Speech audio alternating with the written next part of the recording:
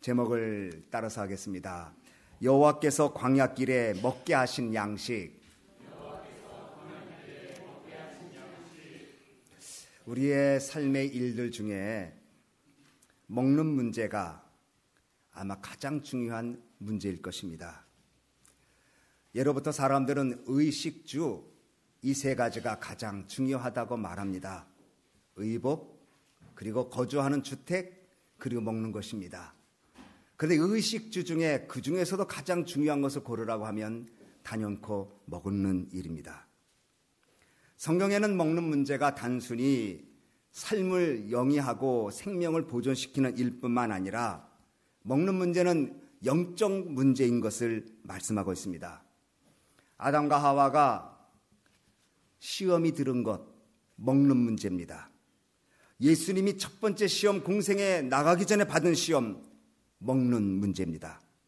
아담과 하와는 선악과를 먹는 문제에 실패하고 하나님께 불순종해서 온 인류에게 사망과 고통이 임하게 하였습니다.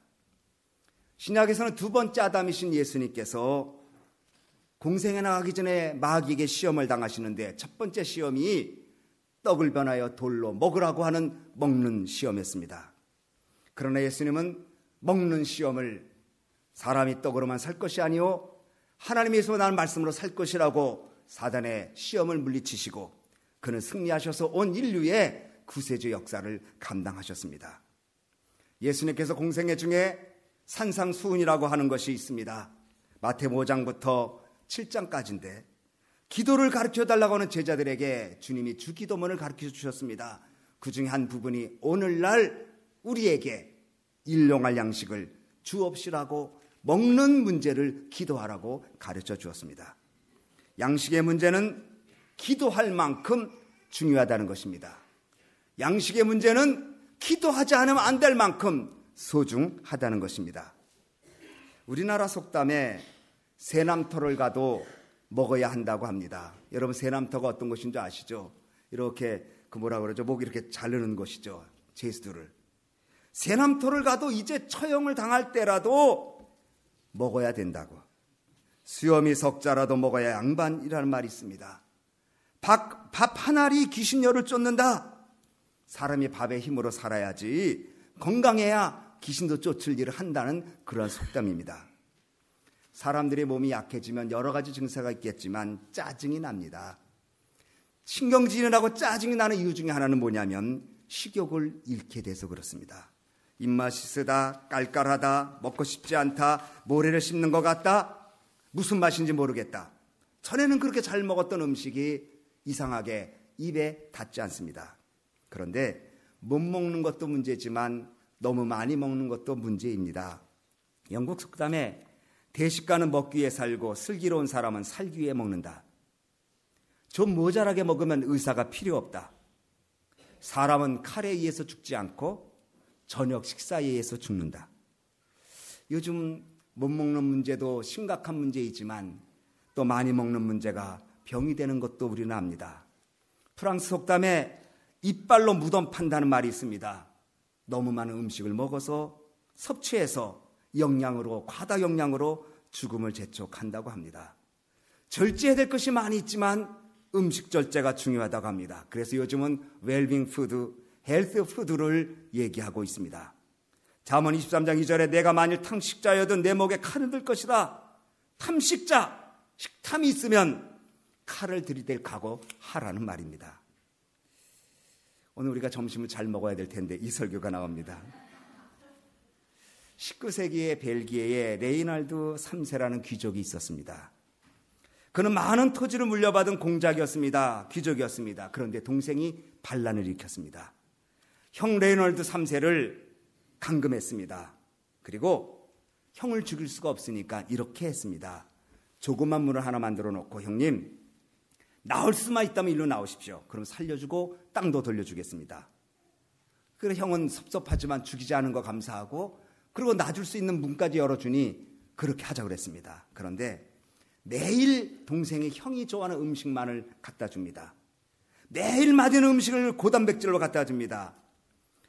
레이널드 3세는 동생이 갖다 주는 음식을 먹다가 문을 빠져나갈 수 없는 만큼 비대해져서 결국 거기서 죽었다는 말이 있습니다. 우리에게 들려주는 속담 이야기도 많고 건강 이야기도 많지만 그 중에 가장 먹는 이야기가 많은 이유는 먹는 것이 우리에게 그렇게 소중하고 중차대한 일이라는 것을 보여주고 있습니다. 지금 세계는 먹는 것 때문에 고통당합니다. 어디는 너무나 많이 먹어서 걱정이고 또 어디는 먹을 것이 없어서 처절한 걱정입니다. 이렇게 먹는 문제는 시급하고 중요한 차한 일인데 하나님께서 이스라엘 백성들을 애굽에서 인도하여 가나안 땅으로 가는 때에도 먹는 문제가 대두되었습니다. 이스라엘 백성들 하나님의 도우심으로 애굽을 떠나서 가나안으로 가는 도중에 광야를 지나게 되었습니다. 애굽을 떠나서 급히 떠나는데 3일길을 걸었는데 물이 없습니다. 사막 광야길을 3일간 물이 없이 걸었다고 보십시오. 정말 쉽지 않은 행군이었을 것입니다. 그래서 겨우 물을 찾았는데 가서 먹어보니 이 물은 써서 먹지 못할 물이었습니다. 백성들은 모세를 원망합니다. 우리를 애굽에서 차라리 있게 하지 광야에서 죽게 하였느냐. 마실 것이 없어서 원망합니다.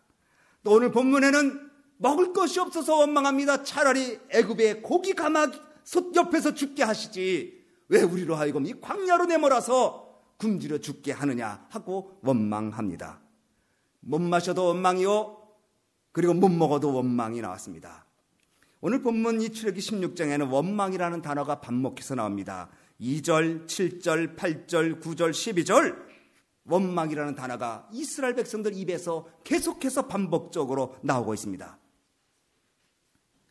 더군다나 이스라엘 자손 온 회중은 하나님을 원망하고 모세와 아론을 원망합니다. 영적 지도자인 모세 아론이 그들을 앞장서서 가나안 땅으로 가는 과정에 그들을 원망하기 시작합니다.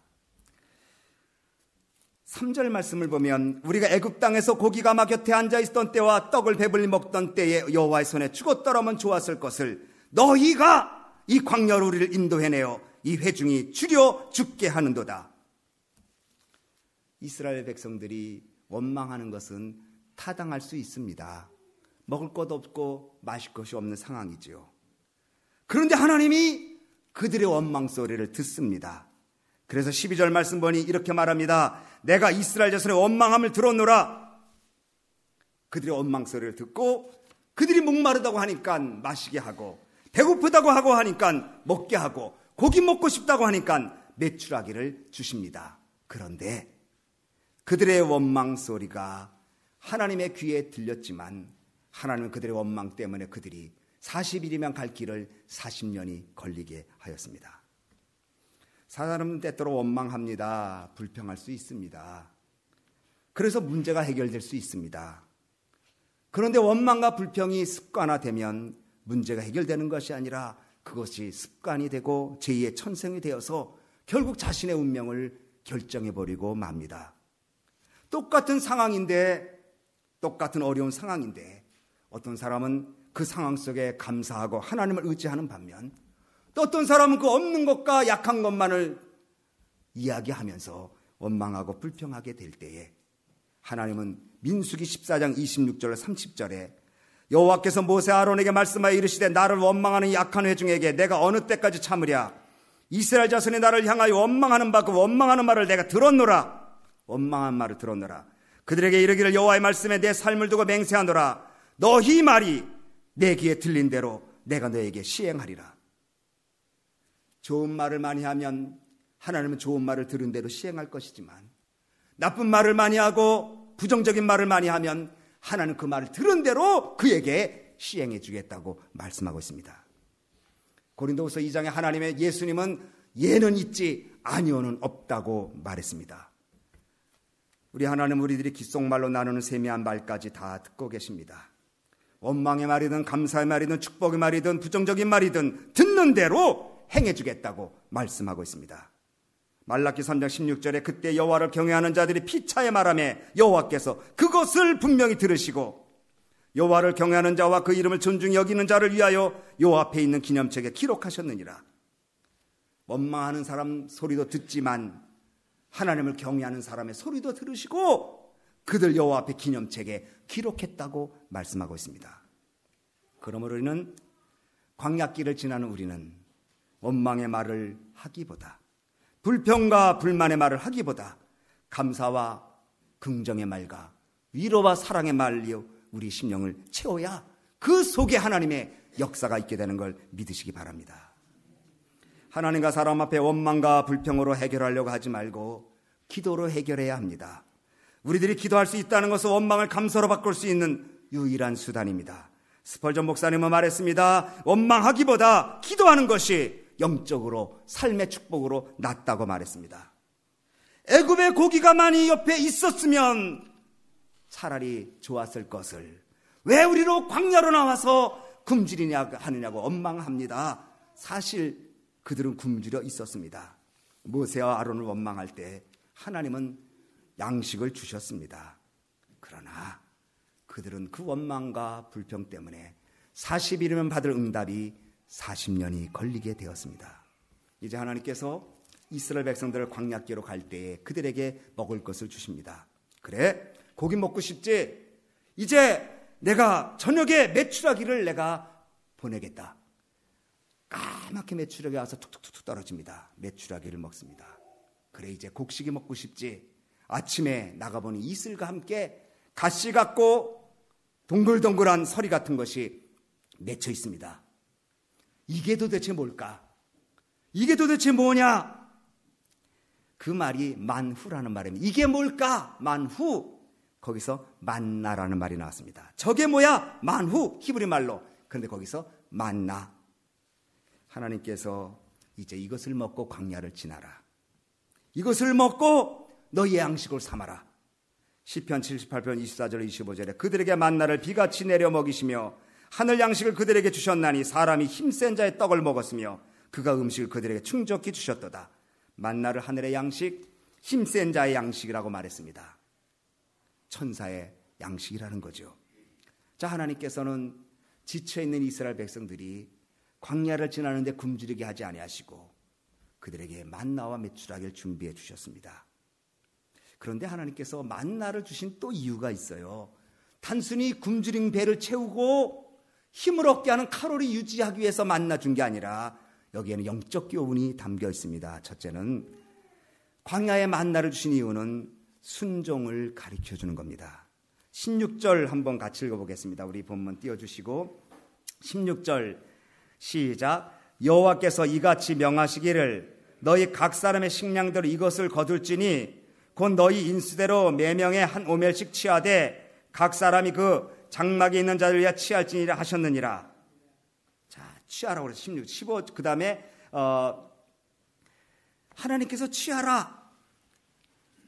16장 4절에 보면 이렇게 말합니다. 때에 여호와께서 모세에게 이르시되 보라 내가 너희를 위하여 하늘에서 양식을 비같이 내리리니 백성이 나가서 일용할 것을 날마다 거둘 것이라. 그 다음에 말하기를 이같이 하여 그들이 나의 율법을 준행하나 아니하나 내가 시험하리라. 만나를 주신 것은 배가 고파서 줄인 배를 채우려고 하는 게 아니라 내 말씀대로 살고 있는지 순종하겠다고 하신 것입니다. 그러면서 순종 첫 번째가 16절에 말씀드린 대로 한 오멜씩 거두라고 그랬어요. 한 오멜은 2.3리터예요. 그 아침 일어나면 이슬과 함께 온 그 지면에 만나가 가득해요. 그래서 사람들이 야 모으자 막 모읍니다. 그런데 하나님은 한 오멜만 모으라고 그랬어요. 그게 2.3리터예요. 어떤 사람은 2오멜을 취합니다. 어떤 사람 행동이 느리니까 반 오멜도 못 취합니다. 그런데 놀라운 것은 18절 말씀 보면 많이 거둔 자도 남음이 없고 적게 가둔 자도 부족함이 없더라. 이상합니다. 2오멜을 가지고 왔는데 남지도 않고 반 오멜을 갖고 왔는데 모자라지도 않는 겁니다. 아, 하나님이 간섭하셨습니다. 하나님은 만나 너 거둘 때 욕심 부리지 마. 한 오멜씩만 거두라고 말했어요. 이 말에 순종한 사람은 한 오멜 거뒀어요. 순종하지 않고 2오멜, 3오멜을 거둔 사람은 넉넉할 줄 알았더니 뜻밖의 그대로 한 오멜로 만드셨어요. 하나님 말씀에 순종하면 이것이 행복이고 축복인 것을 가르쳐 주는 거예요. 두 번째, 만나를 19절에 보면 아침까지 남겨두지 마라. 이거 뭐냐면 비축하지 말라는 거예요. 오늘 내가 막 모아가지고 이것도 혹시 양식 없으면 어떻게 이거 모아놨다가 내일 모레 먹어야지. 그렇게 하지 말라는 거예요. 그날 먹고 또 그 다음날 거두라는 거예요. 근데 어떤 사람이 많이 모아가지고 먹다가 몰래 감춰놨어요. 하나님이 내일 안 주시면 어떡해? 비축한다는 것은 불신앙의 의미가 담겨 있거든요. 매일매일 주시는 하나님을 의지하지 못한다는 마음이 있기 때문에 자기도 모르게 얼마를 저축해놨어요. 그런데 그 다음날 아침 보니까 만나가 벌러지가 되었어요. 냄새가 나고 집안이 더러워지고 믿음 없음을 모세가 야단합니다. 순종은 축복이고 불순종이면 손해라는 겁니다. 그러니까 이번 세 번째 하나님은 또 말씀하십니다. 22절에 안식일 전날에는 두오멜 거두고 7일에는 일을 못하니까 안식일에는 전날 두오멜을 거두라고 그랬어요. 그 다음날 먹을 것까지. 그런데 사람들이 안식일날 나가봅니다. 혹시 있나? 없었어요. 여러분, 하나님이 우리에게 광야길의 만나를 먹으라고 하는 것은 우리를 배가 채워지고 양식을 먹어서 생명을 유지하는 것 말고 정말 순종하며 사는가를 물어보는 겁니다. 하나님께서 여러분에게 필요할 양식을 주신다는 것은 정말 하나님 말씀대로 살아가고 있는가를 시험하는 것입니다. 광야의 만나는, 하나님 주신 만나는 순종을 가르쳐주는 겁니다. 또한 이 만나는 하나님의 은혜로 사는 겁니다. 내 힘과 내 능력으로 광야길을 지나는 게 아니라 하나님이 먹이시고 하나님이 인도하시고 하나님이 책임져 주는구나. 나는 내 앞길을 몰라도 내 앞길이 그냥 광야 같아도 분명한 거 하나님 나를 인도하는구나. 이 믿음 갖고 살도록 하나님은 광야의 만나를 먹이셨습니다. 또한 광야길에 하나님 주신 만나는 예수님을 상징합니다. 요한복음 6장 48절에 49절에 내가 곧 생명의 떡이로다. 너희 조상들은 광야에서 만나를 먹었어도 죽었거니와 나를 먹는 자는 먹고 죽지 아니하는 이것이니라. 예수님 생명의 떡입니다. 우리는 예수님을 먹습니다. 믿음으로 예수님 말씀을 받아들이고 먹습니다.